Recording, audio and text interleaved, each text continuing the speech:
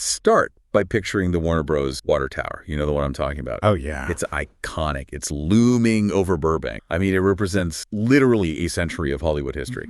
Casablanca, The Matrix, Harry Potter, the Looney Tunes. It is the dream fact. Now, imagine putting a massive for sale sign, and not just a standard real estate sign, but like a distress flare shooting up from the roof. It is a jarring image to start with, but that is effectively the reality we are looking at today. It feels like the ground is shifting under our feet in the entertainment world. It really does. We cover a lot of tech and media news here, and usually, let's be honest, it's about algorithm or a new iPhone or some streaming service raising prices by $2. Oh, yeah, the small stuff. But this feels different. This feels, I don't know, like a war for the soul of the industry. We are talking about a full-blown siege on Warner Bros. Discovery. Siege is absolutely the right word. We aren't looking at a polite corporate merger where everyone shakes hands on a golf course and swaps business cards. This is a standoff. The board is set, the pieces are moving, and the prize is, well, it's the crown jewel of Hollywood. And the combatants are absolute heavyweights. Yeah. On one side, you have the disruptor Netflix. Yeah. The company that basically invented the idea of I want to watch what I want right now on my couch. Right. And they are making a massive, aggressive play for specific Warner Bros. Assets. Right. And they are up against the old guard, or at least what feels like the establishment. You have Paramount specifically, a coalition involving Paramount and Skydance, launching what is effectively a hostile push to grab those same assets. So today,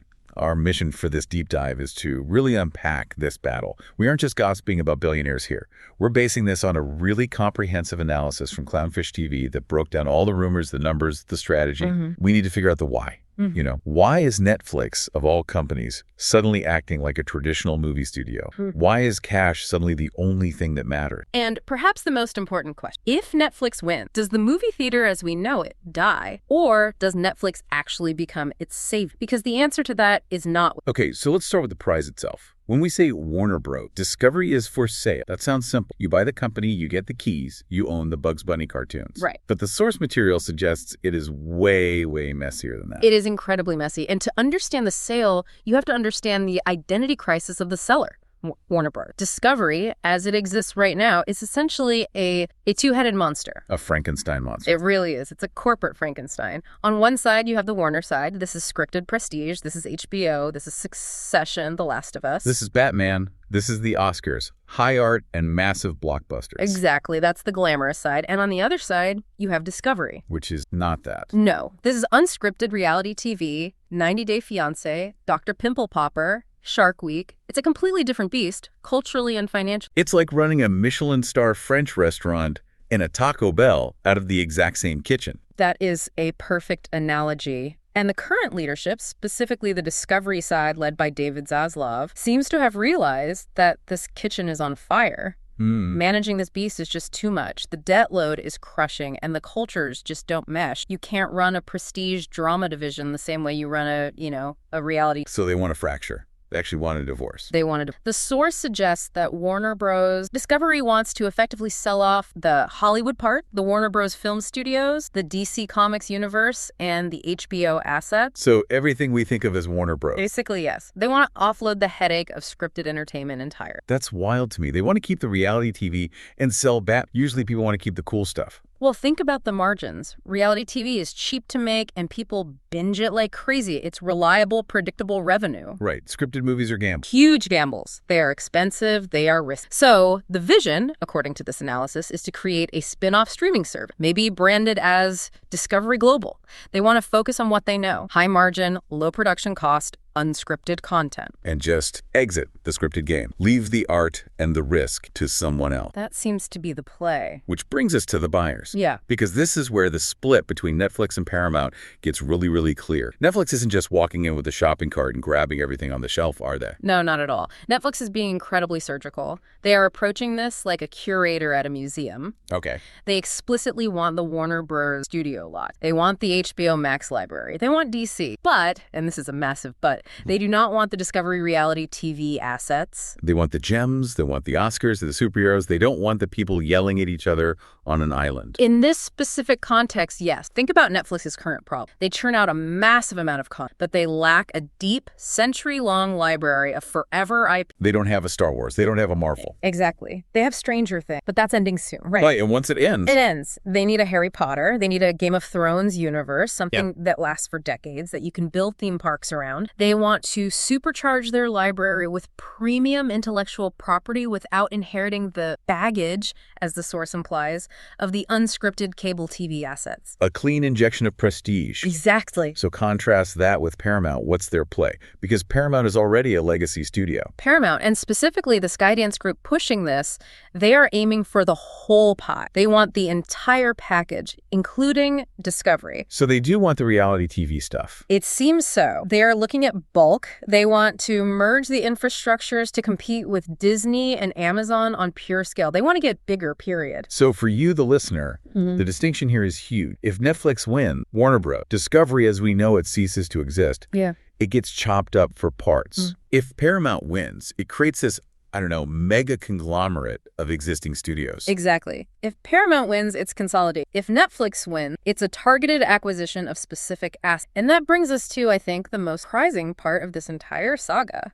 Okay. To win those crown jewels, Netflix is having to do something they have historically refused to do. They are having to bend the knee to the movie theater. This is the part that I found hardest to believe. We know Netflix. Their brand is literally Netflix and chill. It's disruption. It's don't leave your house, stay on the couch.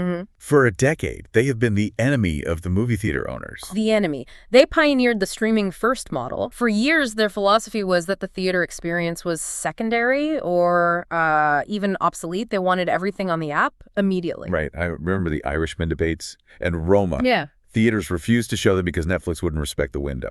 Exactly. The window is the holy grail for theater. It's that period of time a movie plays exclusively in cinemas before it hits home video or stream. Traditionally, that was 90 days, 3 months. And Netflix wanted, what, like a week? They originally suggested a mere 17-day theatrical window. 17 days. That's basically a blink of an eye. 2 weekends in theaters, and then boom, it's on your TV. Theaters hated that. It signaled that Netflix saw theaters as nothing more than a marketing billboard for the stream. Yeah, a glorified advertisement. They weren't interested in the box office revenue. They just wanted the buzz to drive subscriptions to the app. So what changed? Because the source highlights a massive aha moment from Ted Sarandos, the co-CEO of Netflix. Did he just have a sudden change of heart? Did he watch a movie and cry and say, I love the cinema? I think in the corporate world, change of heart usually means we looked at the spreadsheet again. And Sarandos actually admitted that their assumptions about the theatrical business were incorrect. They had modeled the box office as less profitable than it actually is. They got the math wrong. Yeah. That seems like a big mistake for a data company like Netflix. Well, they got the behavior wrong. They thought the future was 100% streaming,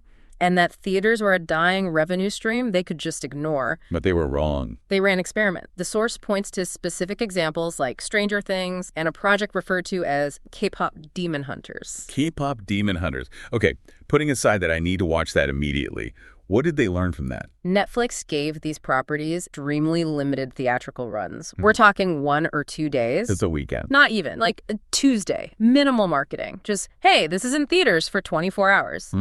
And despite that, they performed exceptionally well. So they put them in theaters for 24 hours and people still showed up in droves, even though they could just wait and watch it at home.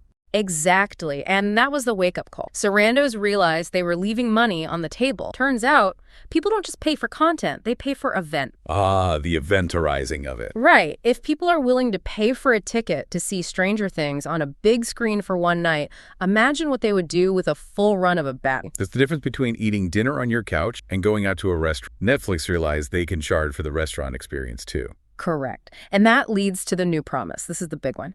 Netflix is now committing to a 45-day theatrical window. Whoa. This is a massive pivot. They are matching the industry standard that Disney and others have settled on. Wait, let's pause on that. 45 days? That's a month and a half. That's a real movie run. Yeah. That's not a token. Technically, we were in theaters to qualify for an Oscar release. No, it's a legitimate run. And Sarandos was explicit about his ambition here. He didn't just say, we will put movies in theaters. He said, and this is a quote, I want to win the box office. He wants to be number. He wants to dominate opening weekends. He wants the headlines that say, Netflix movie breaks box office record. He understands now that having a movie be #1 in the world creates a cultural cachet that a top 10 on streaming banner just doesn't replicate. That is a complete 180. He's gone from streaming is the future to I want to be the king of the box office. And if we connect this to the bigger picture, it's a brilliant strategic move to win this specific. How so? Who are the biggest enemies of a Netflix acquisition? The theater owners. Okay. The traditionalists, the unions, the old guard. Exact. Groups like Cinema United have warned Congress that if Netflix buys Warner Bros., it will lead to theater closures and job losses because Netflix will just bury the movies on their app. Right. By promising a 45-day window, Sarandos neutralizes that argument completely. He is effectively saying, we aren't here to bury the theatrics, we are here to save it. It's like he's putting on a tuxedo and saying, see, I can be fancy too. I respect the cinema. It's a peace offering. And frankly, the theaters might take it. They're starving for content. If Netflix promises to supply them with guaranteed blockbusters, they might stop lobbying against the deal. But strategy isn't enough, right? I mean, you can have the best plan in the world, the best philosophy, but if you can't pay the bill, it doesn't matter. And that brings us to the financial weapon Netflix's wheel. Because originally, the offer wasn't all cash, was it? No. Originally, Netflix's offer involved stock options. And in this market, shareholders in the industry were skeptical. Netflix stock is high, sure, but tech stocks fluctuate wildly. Right. If the market crashes the day before the deal closes, the seller loses billions. Yeah. And Paramount saw that. And what was their offer? Paramount was touting an all-cash offer. And typically, when you are a seller in a volatile market, cash is king. It's a clean exit. You get your money. You walk away. You don't have to worry about the future performance of the buyer's stock. So Netflix saw that Paramount had the edge with cash, and they decided to match. They are likely amending their offer to be all cash. And the numbers here are staggering. The deal is valued around $27.75 a share. $27.75 per share. Can we put that in context? What's the total bill? That puts the equity value of the deal at roughly $72 billion. $72 billion. With a B, that's nation-state money. That is a massive amount of capital. It is a massive war chest. The source also mentions a total enterprise value figure of approximately $2.7 billion in a specific which likely refers to a leverage portion or a specific asset class. But the headline number, the equity value, is that $72 billion mark. But wait, Netflix has that kind of cash. Or are they borrowing it? Because you mentioned Paramount's cash offer might have some strings attached. The source called it shady. Shady was the word used in the analysis, yes. And it refers to the complex. Netflix is a tech giant. They have access to capital markets and cash reserves that are relatively straightforward. Paramount, on the other hand, is a smaller entity trying to eat a bigger one. They are relying on a complex web of other investors to fund their cash offer.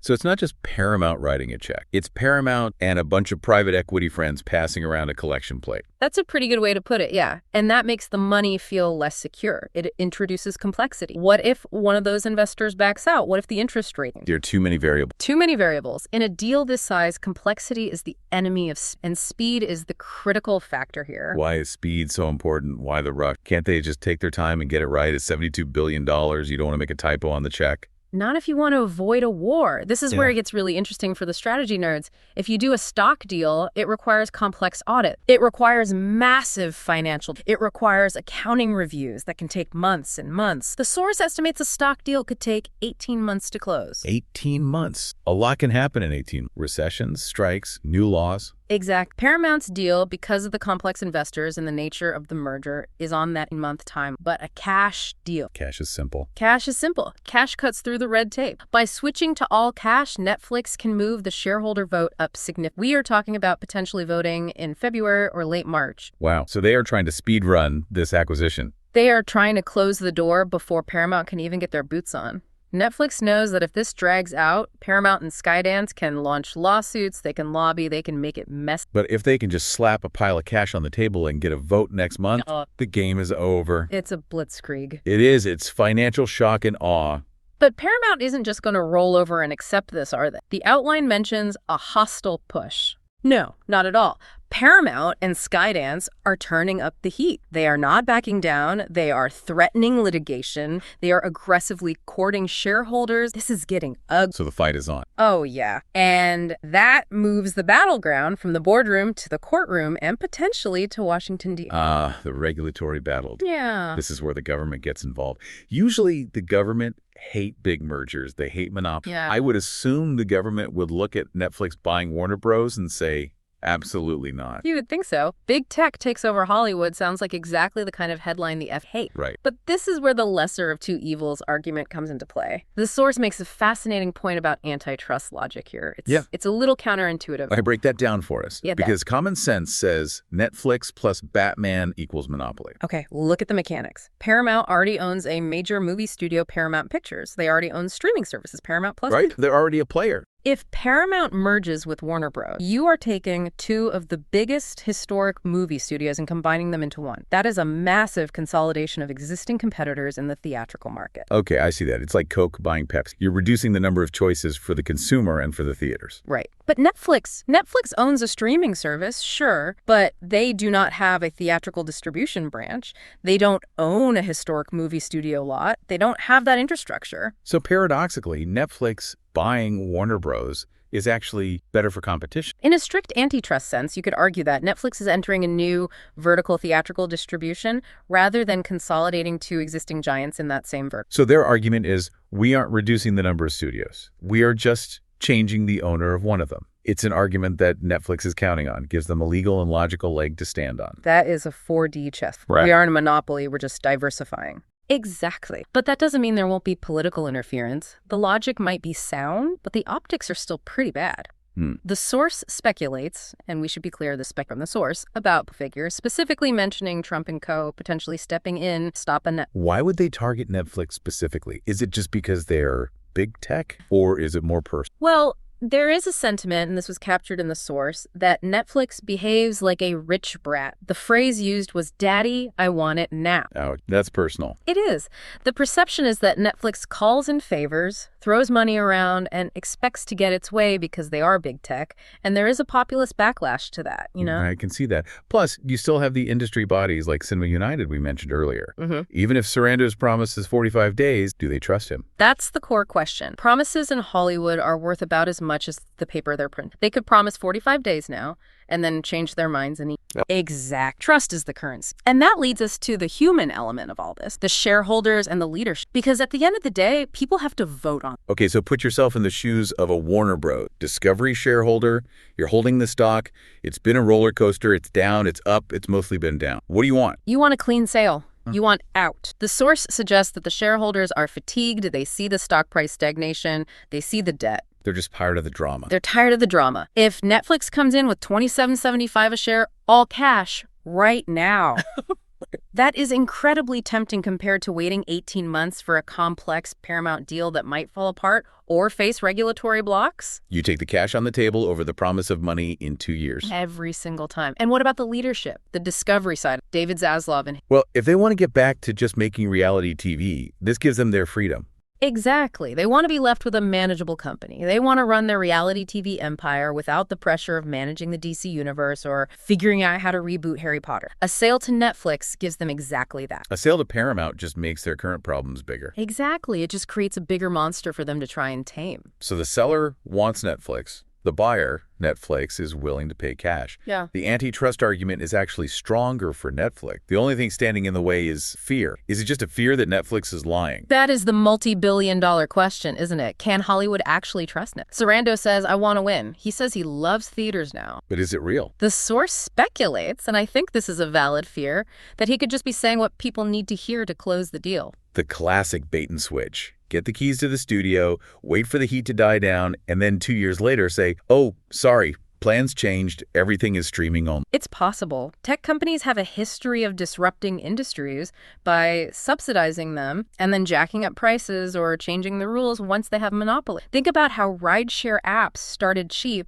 are now expensive. So why should we believe them this time? Why should a theater owner, or anyone in Hollywood, believe that Netflix won't pull the rug out from under them? Because of the money. It always comes back to the money. It does. The financial reality suggests they have to believe in theaters now. The source points out that while theaters are struggling generally, blockbuster IP Batman and Superman still makes billions of dollars. Top Gun, Maverick, Avatar, Barbie. Those made huge money at the box office. Exactly. Those movies moved billions of dollars because they were in theaters. You cannot replicate that revenue not possible.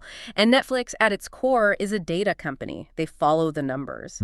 If the data says theaters equal billion, Netflix will follow. So their greed might actually be the thing that saves the movie theater experience.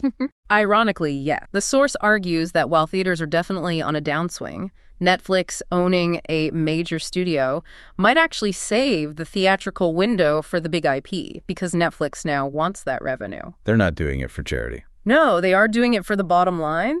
But the result is the same. The movies stay on the big screen. It's a fascinating dynamic. You have the tech disruptor potentially becoming the savior of the traditional format. It really feels like the world has turned upside down. And that leads us to the synthesis of this entire situation. When you boil it all down, Netflix is adapting. They are using cash for speed. They are using theatrical promises for legitimacy. They are doing everything they can to snatch Warner Bros. Away from Paramount. So for the listener, what does this actually mean? When they're sitting on their couch or walking past a movie theater in 2 years, how does this affect them? Well, it means the movies you love, DC, Harry Potter, the big HBO epics, might soon be But instead of just popping up on your app, you might actually be seeing them in a theater for 45 days first. The Netflix original title card might become something you see while eating popcorn in a stadium, not just while folding laundry in your living room. That is a wild thought. The company that killed Blockbuster might end up owning the Blockbuster. And that raises the final provocative thought for today's deep dive. If Netflix successfully buys a traditional Hollywood, if they win the box office as Ted Sarandos, do they stop? Yeah. At what point do they just become the man? Exact. If the rebel takes over the castle and starts running the empire, are they still the rebel? Or have they just become the newest out? They spend years breaking the rule. And now they might be spending $72 billion to right them. And if they do become the establishment, does that leave room for a new disruptor to come along and try to kill Netflix? History is a circle. I wouldn't bet against. That is something to think about the next time you hear that ta-dum sound. Thanks for deep diving with us.